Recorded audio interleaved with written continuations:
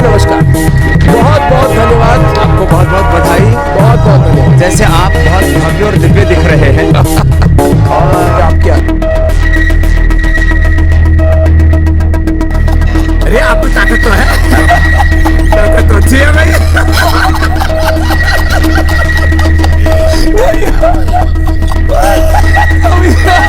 आप चीटिंग कर रहे हैं। देखो अर्णव भाई, प्रथम तो देश पूछता है भारत को सबसे ज्यादा देख रहा है और उसके देश के सबसे बड़े एंकर के रूप में अर्णव भाई को देखता है, तो उसके लिए आपको प्रथम तो बहुत बहुत अभिनंदन कि आपको इतने करोड़ों लोगों का प्यार मिला है और मेरा भी प्यार स्नेह आपके साथ है। दूसरी बात,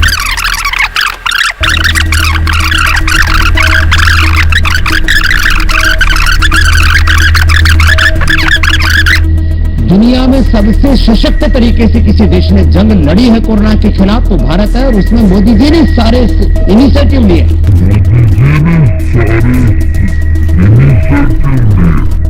अलग बात है कि उसने अभी तक स्टेट्स ने भी सपोर्ट किया है।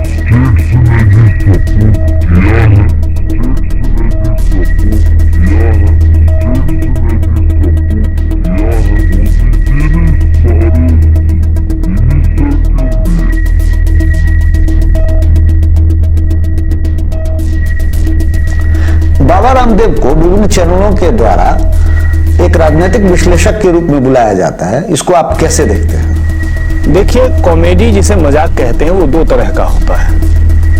एक कॉमेडी मजाक और एक होता है डार्क कॉमेडी, जिसका फिल्मों में खूब इस्तेमाल किया जाता है। डार्क कॉमेडी में होता है कि व्यक्ति या समाज बुरे से बुरे दौर में भी रहे या वह मृत्यु के नजदीक भी रहे, तब भी कुछ मजाक चलता रहता है।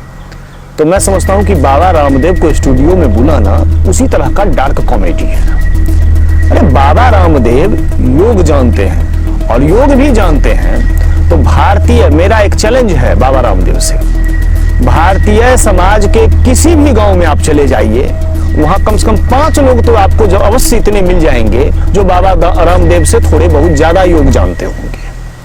तो ये तो व्यापारी आदमी है, अपना प्रोडक्ट बेचते हैं।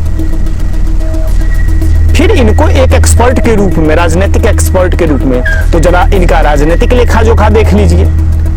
ये राजनीतिक प्रतिबद्धता निर्भयता से पैदा होती है, उसके लिए निडरता जो है उसके मूल में होना चाहिए। आप किसी भी क्रांतिकारी का जीवन उठा करके देख लीजिए, आप देखेंगे कि जब वह किसी वर्चस्ववादी सत्ता से लड़ता है तो निर्भय होकर के, तब जबकि वर्चस्ववादी सत्ता के ठीक विरुद्ध उसके पास संसाधन और शक्तियां कम होती हैं, और वही निडरता जो है उसको वहां पर खड़ा रखती है। रामदेव ने आंदोलन किया था, पुलिस आई, इन्होंने महिलाओं के कपड़े पहन करके भागने का प्रयास किया, बाद में उसको जस्टिफाई भी कर रहे हैं। तो हम कैसे, हम उस भगत सिंह के देश में पैदा होने वाले लोग हैं? क्या ये इन पत्रकारों को पता नहीं है जो इनको अपने स्टूडियो में बुलाते हैं कि वो भगत सिंह, खुदीराम बोस और चंद्रशेखर आजाद जैसे वीर योद्धाओं के देश में पैदा होने वाले लोग हैं? और एक राजनीतिक क्रांति के नाम पर भगोड़े व्यक्ति को एक्सपर्ट बना करके आप लाते हैं। क्या उम्मीद की जा सकती है कि सत्ता की आंखों में आंखें डाल करके वो सवाल कर सके? उसके अंदर वह क्षमता नहीं है, क्योंकि इसका प्रमाण बाबा रामदेव स्वयं दे चुके हैं। और किसी भी विषय पर, किसी भी विश्वविद्यालय के अदने से रिसर्च स्कॉलर से वह किसी विषय पर टकरा नहीं सकता है। यह एक चापलूसी का दौर है, एक षड्यंत्रकारी मामला है, इसलिए, और रामदेव उसमें फिट बैठता है, इसलिए रामदेव को बुलाया जाता है। अदरवाइज रामदेव के पास ऐसी कोई योग्यता नहीं है जिसके आधार पर वह एक एक्सपर्ट के रूप में बुलाया जा सके। धन्यवाद।